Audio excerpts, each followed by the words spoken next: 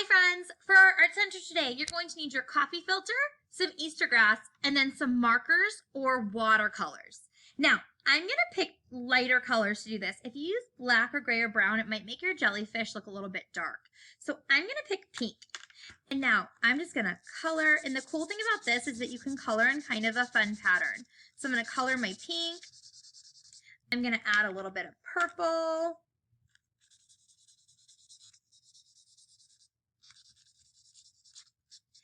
And some orange. Now, yours does not need to look like mine.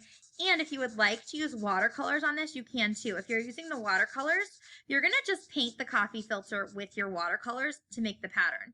Now, I'm going to pause my video and I'm going to go quickly, just a little bit, run this under the sink.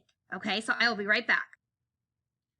Okay, friends, so what I did was I quickly ran my coffee filter under the sink and got it wet. And then I wrung out the extra water. If you look, it's created a really cool pattern with the purple and the pink and the orange. Now, I'm going to let this dry. Then I'm going to glue the Easter grass in the middle, and it's going to make a pretty cool jellyfish if you look and see. So you're going to let your coffee filter dry, and then we're going to glue that Easter grass on, and you will have a very, very cool jellyfish. So remember, if you do not want to use markers, you can use watercolors to paint the coffee filter too.